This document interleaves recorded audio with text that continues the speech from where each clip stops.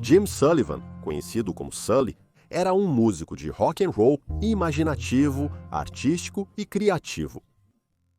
Sua lírica surreal e exploratória e o amor subjacente pela essência da música folk americana foram interrompidos por um desaparecimento inexplicável e inrastreável em março de 1975, deixando todos que o conheciam e os futuros fãs de seu trabalho em busca de respostas. Como uma esperança de fornecer um raciocínio mais substancial, baseado em evidências observáveis e análise situacional. Esta é uma análise do desaparecimento de Jim Sullivan e do mistério no motel La Mesa, nos desertos do Novo México. Este é o Detetive de Casos Arquivados.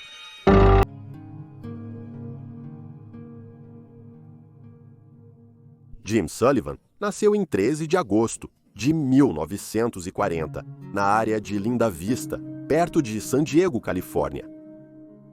Seus pais, agricultores irlandeses-americanos, deixaram Nebraska após a tempestade de poeira no final dos anos 30 e mudaram-se para o sul da Califórnia, buscando emprego na indústria de defesa.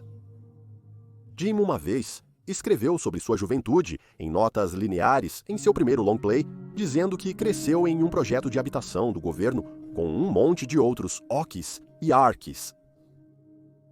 Essas experiências ajudaram a inspirar sua fascinação pela cultura popular americana, e depois de ouvir frequentemente grupos de blues locais na área, Jim decidiu mergulhar na cena musical também. Ao entrar na adolescência, Jim se tornou um grande atleta, medindo 1,90 índice no ensino médio. Enquanto jogava como quarterback no ensino médio, ele nunca perdeu a chance de arrasar com sua guitarra e amplificador Sears Silvertone, a combinação perfeita para um roqueiro de 16 anos. Jim, apelidado de Sully pelos amigos, sempre estabeleceu conexões sociais e conheceu sua futura esposa, Bárbara, no ensino fundamental. Bárbara e Jim se casaram após terminarem a escola juntos, pouco antes de Jim entrar para a banda de rock clássico The Survivors, um marco musical em San Diego, liderada por sua cunhada, Kathy Doran. Jim e Bárbara tiveram seu primeiro filho juntos, Chris, e quando ele tinha 7 anos, a família em crescimento se mudou para Los Angeles para continuar a perseguir a música e expandir seu horizonte promissor. Pouco depois, Bárbara recebeu um emprego na Capitol Records, em Hollywood, enquanto Jim dedicava seu tempo livre para aprimorar suas habilidades de guitarra e fazer conexões dentro da indústria do entretenimento. Ele começou a tocar em estabelecimentos maiores na área, como o Lighthouse e o Lindy Opera House. O verdadeiro ponto de encontro de Jim era em Malibu, no entanto, em um pub cheio de celebridades chamado The Raft, onde ele forjou relacionamentos com artistas como Farrah Fawcett, Lee Marvin e Harry Dean Stanton. Em 1969, os amigos de Jim o convenceram a gravar um álbum e o ajudaram a levantar o financiamento adequado para produzir tal projeto. Este primeiro álbum acabou sendo sua estreia em gravações, um projeto de folk rock intitulado Unidentified Flying Object. As letras originaram-se de ideias espirituais e místicas acreditadas por Jim, e o processo de gravação incluiu 20 outros músicos que contribuíram com um som verdadeiramente etéreo, além de suas raízes na música country. Jim, não sendo muito autopromotor, deixou sua gravadora independente, Money Records, anunciar o Unidentified Flying Object. A palavra circulou por círculos musicais desconhecidos e rumores apontavam Nashville como tópico, onde o gerente de Johnny Cash era visto como parte interessada. Até a esposa de Jim, Bárbara, tentou usar suas conexões na Capitol Records para garantir um grande nome como o produtor dos Beach Boys, Nick Vinay, para contratar Jim como artista, mas ninguém mordeu a isca. Infelizmente, o álbum nunca pegou fogo, apesar do entusiasmo de Jim e de seu amigo, e Unidentified Flying Object foi deixado para uma pequena reedição no selo Century City. 2 anos depois, Jim juntou recursos adicionais para lançar um segundo álbum, desta vez, um projeto auto-intitulado, chamado Jim Sullivan, através da Playboy Records, completamente não relacionado à marca Playboy. Mais uma vez, o álbum não ganhou muita popularidade, possivelmente devido aos altos valores de produção que ofuscaram as letras inteligentes de Jim. No final, após o fracasso dos dois projetos, Jim e sua esposa Barbara recorreram ao álcool para se reerguer, mas seu casamento começou a desmoronar junto com suas carreiras.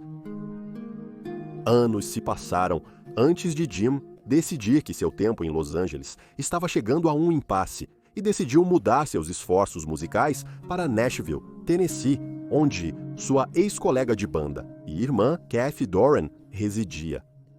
Jim arrumou seus pertences no velho Volkswagen Bug e disse à família para esperar e ver se ele faria sucesso antes de irem junto. Ele não hesitou e dirigiu para o leste, chegando até Santa Rosa, Novo México, antes de ser parado pela Patrulha Rodoviária Estadual por desviar na estrada devido à fadiga. Para descansar antes da jornada, Jim foi à cidade, hospedou-se no La Mesa Motel, ligou para a esposa de um orelhão próximo e comprou uma garrafa de licor em uma loja local. Depois disso, o destino de Jim Sullivan é desconhecido. Naquela noite, ele foi visto pela última vez caminhando para o deserto do Novo México, longe da civilização, rumo ao abismo empoeirado, desaparecendo para nunca mais ser ouvido.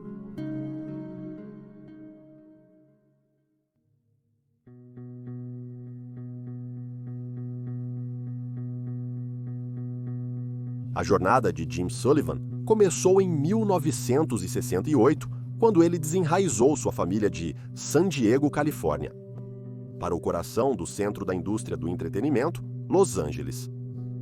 Ele, Barbara e Chris partiram para se envolver com o mundo do rock and roll e dedicou sua vida ao seu ofício, um verdadeiro amor pela música e misticismo.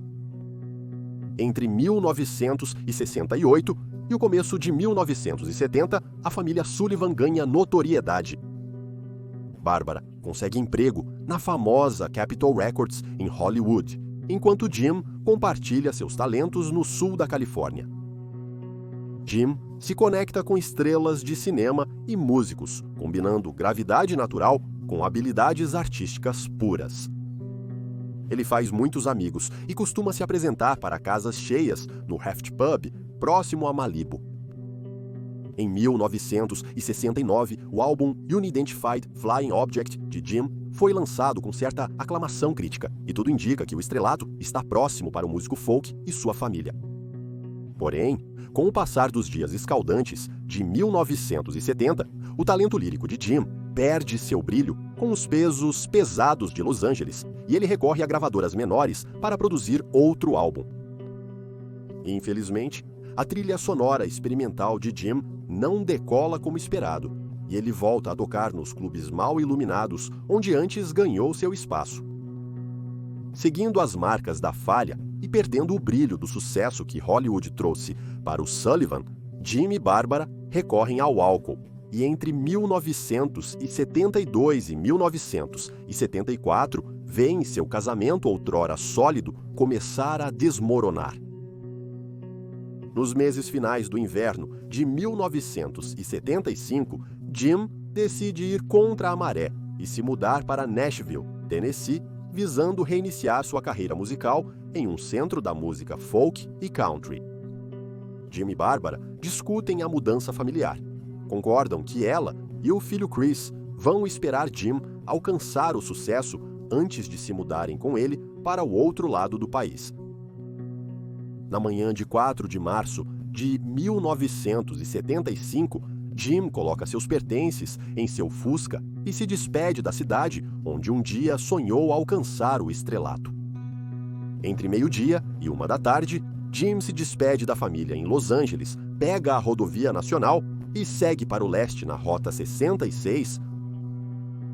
Passam-se 15 longas e solitárias horas de direção antes de Jim ser parado pela polícia por desviar involuntariamente nas estradas fora de Santa Rosa, Novo México, nas primeiras horas de 5 de março, por volta das 3 ou 4 da manhã. Após ser parado no trânsito, Jim é levado à delegacia de Santa Rosa para um teste de sobriedade. Ele prova que não tem álcool ou substâncias ilícitas em seu sistema e passa no exame.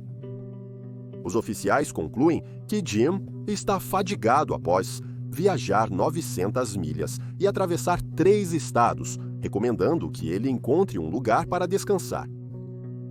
Mais tarde naquela manhã, Jim faz check-in no motel La Mesa, na saída da Rota 66, em Santa Rosa.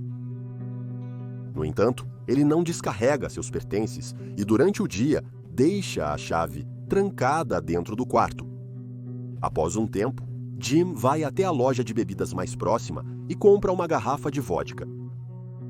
Não se sabe se ele consome imediatamente o álcool, mas, logo depois, é visto entrando em seu Volkswagen e dirigindo pela região de Santa Rosa.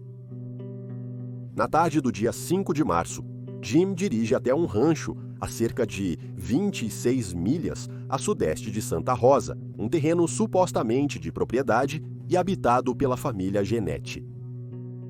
Não está claro o que exatamente aconteceu no rancho Genetti no meio do nada. No entanto, Jim dirigiu até a estrada próxima, onde uma mulher italiana mais velha, que falava pouco inglês, o encontrou com alguns trabalhadores do rancho. Quando ela perguntou se ele tinha um problema, Jim retrucou: "Não, e você?" Outros relatos mencionaram Jim dirigindo até a casa do rancho e batendo na porta, para a confusão da senhora Ganetti. Jim deixa seu veículo no rancho na noite de 5 de março de 1975 e parte em direção ao deserto, sem fim, independentemente do que conspirou. Esta é a última visão confirmada de Jim Sullivan. Após 5 de março, quando Jim para de se comunicar, as autoridades de Santa Rosa investigam seu desaparecimento nos dias seguintes. Eles rastreiam seus últimos passos pela cidade, terminando no rancho da família Genetti. Eles encontram seu Volkswagen Bug à margem da estrada, com as portas trancadas e o motor completamente morto. Dentro estão os pertences de Jim, incluindo sua carteira, guitarra e vários equipamentos musicais e fitas de áudio antigas. Ninguém na propriedade sabia para onde Jim tinha ido, apenas que ele foi visto se afastando do veículo. Sammy Chaves, um trabalhador rodoviário que estava próximo ao local do desaparecimento naquele dia, lembra-se posteriormente de ter visto o Volkswagen parado no meio de uma estrada de terra. Ele relata que foi uma visão bem estranha e, após seu turno, quando voltou para o outro lado, todas as portas do carro onde a polícia estava procurando haviam sido abertas. Em 8 de março, o Volkswagen é rebocado do rancho da família Genetti e supostamente apreendido. Contudo, o ocorrido com o Volkswagen permanece desconhecido até o momento. Nas 2 semanas antes da investigação, vários oficiais da lei, incluindo a Polícia Estadual do Novo México, a Polícia de Santa Rosa e voluntários vasculharam o deserto próximo do Novo México em busca de pistas sobre Jim. A família Sullivan vai rapidamente a Santa Rosa para ajudar na busca. Estações de notícias e publicações em todo lugar escrevem histórias e divulgam avisos de pessoas desaparecidas para ajudar a espalhar a conscientização. No entanto, nenhuma pista se concretiza. Por volta do período em que a polícia local e estadual investigam o desaparecimento de Jim Sullivan, o xerife de Santa Rosa se aposenta e a família Genetti muda-se para o Havaí. Nem o xerife, nem os Genettis seriam entrevistados ou questionados após esses eventos. No final de março, os investigadores descobrem um corpo em avançado estado de decomposição 8 milhas a oeste de Las Cruces, uma cidade do Novo México quase 250 milhas distante de Santa Rosa. O corpo encontrado é muito semelhante a Jim, apesar da erosão, e a princípio acredita-se que seja seu cadáver. Infelizmente, algumas semanas depois, uma manchete de jornal local relata que o corpo não era de fato o de Jim Sullivan e que não havia outras pistas disponíveis no momento. Após 4 décadas, nenhum indício ou pista que conduzisse a Jim foi encontrado por investigadores profissionais ou amadores. Em 2010, Matt Sullivan, produtor musical sem relação com Jim, da Light in the Attic Records, ouviu sobre a lenda intrigante de Jim e decidiu investigar. Apesar de ter conversado com pessoas que conheciam Jim superficialmente de Los Angeles, ele não conseguiu solucionar seu desaparecimento. Embora Matt tenha conseguido remasterizar os 2 álbuns de rock and roll de Jim, redefinindo Unidentified Flying Object como um clássico cult e uma peça de arte apreciada entre os fãs que estavam igualmente intrigados com o desaparecimento de Jim Sullivan, como nós estamos hoje.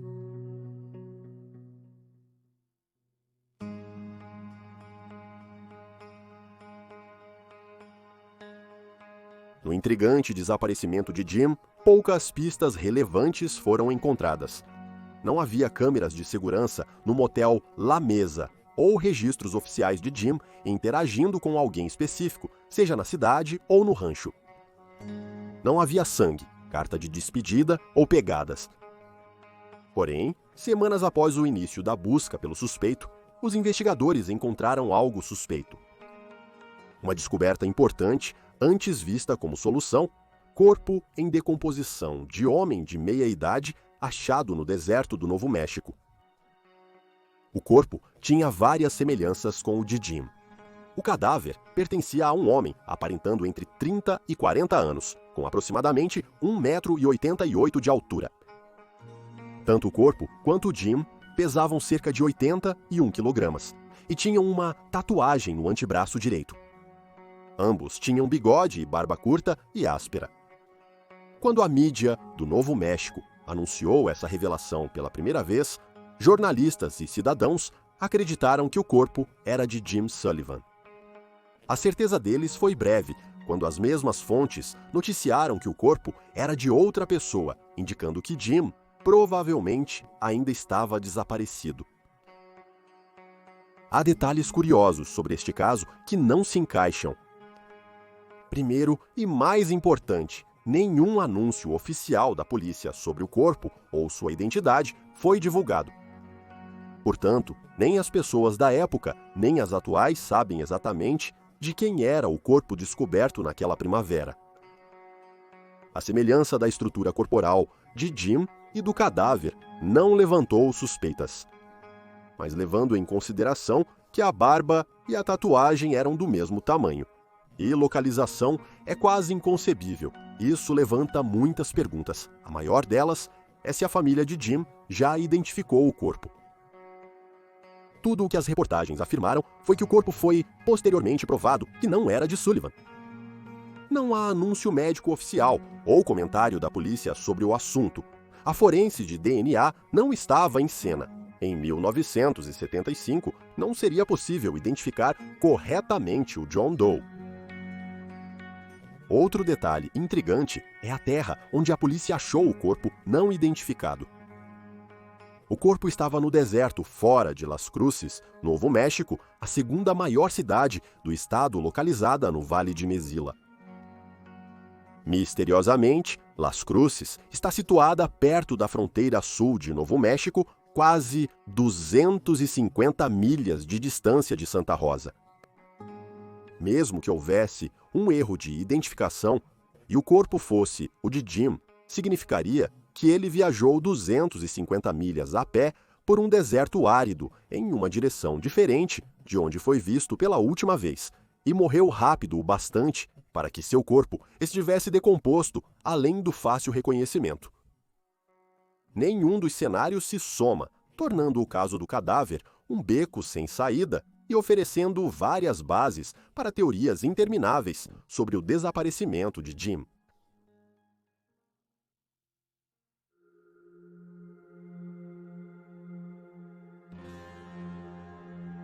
Nuvens de mistério cercaram Jim Sullivan desde aquela clara e ensolarada noite de 5 de março. Sem testemunho ocular ou evidência concreta, o número de possíveis desfechos para a história de Jim é vasto, se é que realmente existe um desfecho. Alguns, porém, têm laços intrigantes com amigos, família e breve história em Santa Rosa, incluindo vínculos com corrupção policial, a máfia de Chicago, abdução sobrenatural e até uma despedida encenada. Primeiramente, devemos considerar o papel da polícia local durante o tempo de Jim em Santa Rosa. É possível que, ao chegar na pequena cidade do Novo México, Jim tenha irritado as autoridades por algo que disse ou por ter visto algo que não deveria. Foi confirmado que Jim teve pelo menos um ponto de contato com um policial fora dos limites da cidade quando ele estava desviando pela estrada e foi levado para a delegacia para teste de álcool. A única informação conhecida sobre o que aconteceu dentro do departamento de polícia, no entanto, é que Jim passou no teste de álcool e foi liberado. Se Jim foi forçado a entrar ou assediado durante sua estadia é desconhecido, mas certamente possível. Jim, um homem grande, sempre foi considerado calmo e equilibrado, mas as autoridades poderiam tê-lo visto como um estranho na área e tratado como uma ameaça. Ou talvez Jim estivesse chateado com todo o incidente e causou uma cena, seja na parada ou durante seu teste. Sem saber o que ocorreu com os oficiais, é impossível descartar uma situação que se transforme em caos. Se Jim se tornou inimigo das autoridades locais, provavelmente a polícia foi chamada quando ele viajou para o rancho da família Ganetti com uma garrafa de vodka. Jim poderia estar bêbado e de mau humor devido ao encontro anterior. Invadir uma propriedade privada como uma figura desconhecida poderia ter feito a senhora Ganetti chamar a polícia. Quando a polícia chegou e viu que era Jim novamente, eles poderiam ter resolvido a situação por conta própria. É possível que tenham deixado Jim ir sozinho ao deserto e esperado até que ele partisse para resgatá-lo. Por outro lado, é possível que a polícia nunca tenha interagido com ele novamente. Em vez de encontrá-lo morto no deserto e investigar a causa da morte, moveram seu corpo para fora de Santa Rosa e ignoraram a situação. Isso explicaria por que o corpo de John Doe se parece tanto com Jim, mesmo tendo sido encontrado a 250 milhas de seu último avistamento. Essas manipulações policiais também explicariam outra anomalia peculiar e perturbadora recentemente encontrada no caso. NAMUS, ou Sistema Nacional de Pessoas Desaparecidas e Não Identificadas, é um banco de dados de pessoas desaparecidas ou falecidas sem identificação. Ele cobre todos os Estados Unidos e é uma ferramenta brilhante para acompanhar o DNA, registros policiais e atualizações em tempo real. No entanto, ausente do banco de dados do NEMUS está Jim Sullivan. Apesar de não ser uma grande surpresa, dado que este caso está frio há 40 anos, isso motivou John Lorden a investigar o erro. Mas a descoberta de Lorden é a mais fascinante de todas. Não há registro oficial de desaparecimento no Novo México pela Polícia Estadual ou de Santa Rosa. Não há registros policiais ou documentação departamental sobre buscas por Jim Sullivan em 1975 ou em qualquer outro período. Embora a falta de um boletim de pessoa desaparecida possa ser explicada pela possibilidade de que Bárbara ou outro membro da família Sullivan nunca o tenha registrado, além de artigos de jornal, não há nenhuma comunicação escrita provando que uma busca sequer existiu. 45 anos atrás, em uma pequena comunidade ou não, 0 perfis policiais é mais suspeito do que coincidência, sugerindo que as autoridades locais podem ter tido uma parte no crime ou encobrimento que foi cometido. Sem mencionar o fato de que o xerife local de Santa Rosa se aposentou e se mudou logo após o início da investigação. Outra teoria se concentra na vaga relevância da família Ganetti e seus supostos laços com o crime e a máfia de Chicago. Cidadãos próximos a Santa Rosa afirmaram que a família Ganetti tinha histórico de atividades ilícitas e operava sob direção de poderosos membros de gangues de Chicago. Agora, se isso era realmente as ações de uma máfia italiana, ou apenas folclore, transformado em hipérbole, é desconhecido, mas com várias afirmações de que a família Ganetti era conhecida por mau comportamento, não está fora do domínio da possibilidade que eles lidaram com a chegada do Jim usando meios ilegais. Se Jim realmente invadiu o rancho da família Genetti e desrespeitou a senhora Genetti, faz sentido que outro membro da família ou um de seus colegas apareceu e cuidou de Jim, que poderia estar bêbado e insubordinado. Se eles realmente mataram Jim e tinham experiência com esse tipo de coisa, sabiam como se livrar de um corpo e não deixar rastros, ou plantaram o corpo em Las Cruces e subornaram as autoridades competentes para manipular o conhecimento público. Não faz sentido uma família do crime organizado deixar um corpo na mesma área geral do assassinato. Então, se a família Ganetti é de fato responsável, provavelmente são os únicos que sabem a localização exata de Jim e o que aconteceu inicialmente. Vale ressaltar que nenhuma dessas alegações pode ser confirmada nem negada com provas observáveis de que Jim sequer entrou em contato com a família. É importante ressaltar que os Ganettis se mudaram para o Havaí no mesmo período em que o xerife de Santa Rosa se aposentou, coincidindo com a intensificação das buscas por Jim e pistas relevantes. A última teoria, originada de origens homicidas, é que Jim estava realmente fugindo de problemas agitados em Los Angeles e foi pego antes que pudesse escapar. Jim se tornou um socialite em Los Angeles, conhecendo muitas celebridades e colegas músicos enquanto se apresentava em clubes. Um dos seus lugares favoritos era a Jangada, agora chamada The Real Inn, onde ele tocava com a nata da nata. Ele pode ter se envolvido com o grupo errado na Jangada, ou lugar similar. Ficou desesperado por dinheiro e não conseguiu pagar suas dívidas quando seu esquema falhou. Assim, ele arrumou tudo, pediu à sua família para ficar e fugiu, apenas para ser pego no final. Isso explicaria sua determinação em dirigir 15 horas e, no primeiro dia, se esforçar além de seu limite mental. Após passar um tempo na delegacia, ele soube que seus seguidores estavam em seu encalço, então tentou encontrar consolo na fazenda Genetti, uma residência local. Quando lhe foi negada ajuda, ele sabia que era a gota d'água e seus perseguidores o pegaram após uma curta perseguição. Isso também explicaria por que Jim reservou um quarto no motel, mas nunca se instalou, sinalizando que ele estava tentando encenar sua despedida ou despistar seus perseguidores, infelizmente encontrando-os de qualquer maneira. A maior evidência contra essa teoria é que ao longo dos anos, muitos conhecidos de Jim e sua família disseram que Jim evitava conflitos a todo custo e era bastante calado. Contudo, é necessário considerar sua propensão ao álcool e as armadilhas de sonhos frustrados. Entramos em contato com o atual proprietário do The Real Inn para ver se eles tinham alguma conexão com funcionários ainda presentes desde os dias do The Raft Pub e do circuito de apresentações do Jim. O proprietário, Andy Leonard, nos informou sobre um ex-bartender, Ralph O'Hara, cujo conhecimento do restaurante remonta aos anos 50. Infelizmente, após uma investigação mais aprofundada, Ralph O'Hara faleceu em 2015, deixando o grupo de testemunhas da vida de Jim no beco em falta. Uma hipótese popular em torno de Jim levou sua música a alcançar o status de clássico cult, especificamente seu álbum de estreia, intitulado Unidentified Flying Object.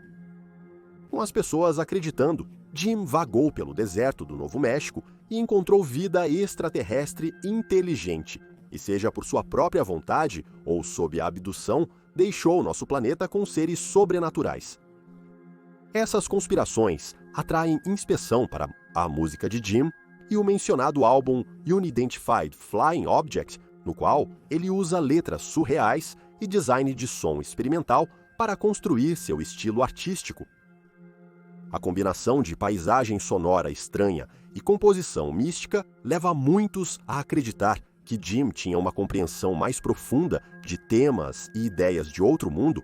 Esses destaques convencem alguns círculos de que Jim partiu por vontade própria, ao invés de viver com outros no universo, do que com o tumulto do fracasso na Terra. Embora a teoria da conspiração de abdução alienígena seja frequentemente usada com ceticismo como uma lenda urbana, a própria família de Jim não descarta a possibilidade, dizendo que teria sido uma despedida adequada para Jim e suas filosofias místicas. Na verdade, o álbum Unidentified Flying Object de Jim foi mais uma circunstância criativa do que uma real comunicação extraterrestre. A música título do álbum é uma metáfora existencial, retratando uma figura religiosa alienígena, parecendo mais coincidência do que evidência de interações com vida intergaláctica.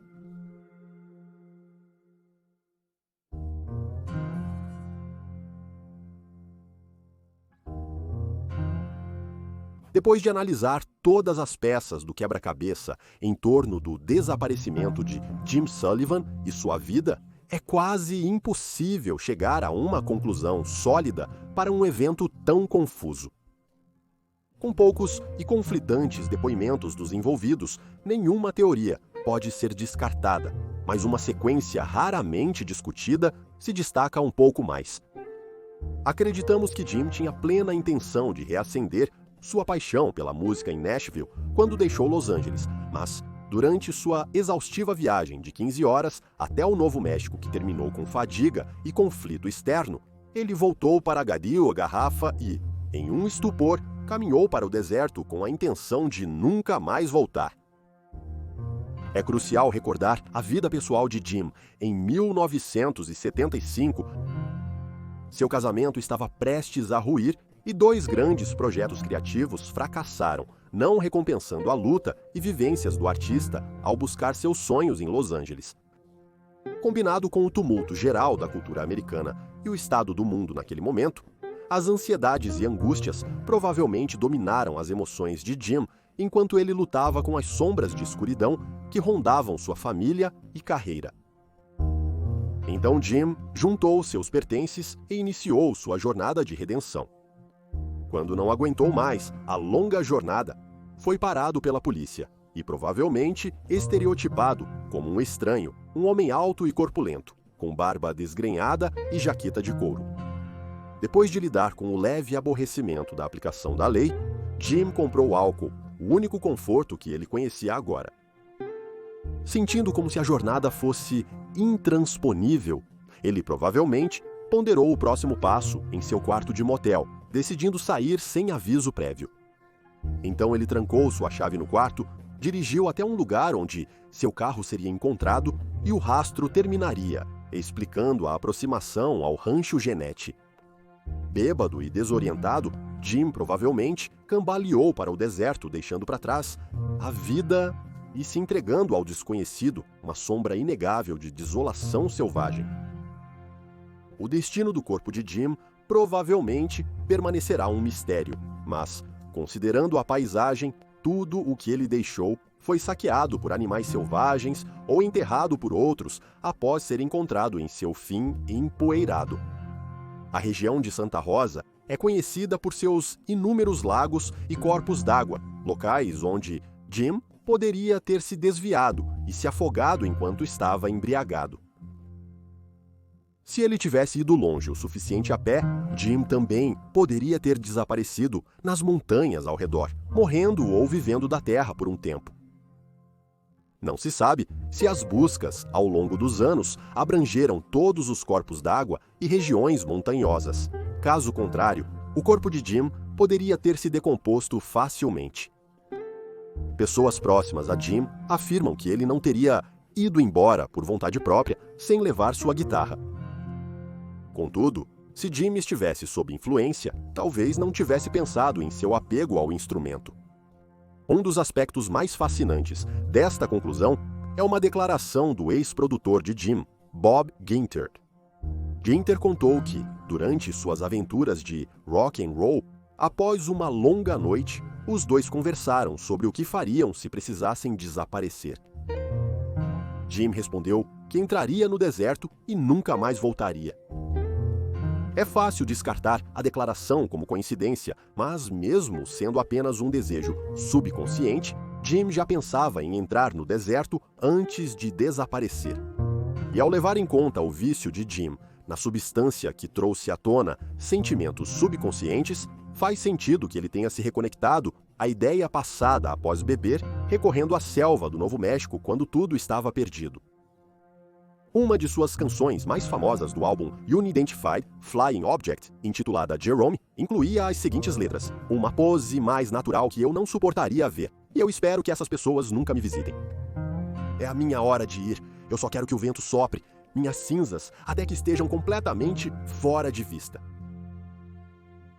Contudo, a história de Jim e seu desaparecimento em 5 de março de 1975 tem intrigado todos que descobriram o enigma, seja por sua música ou acaso.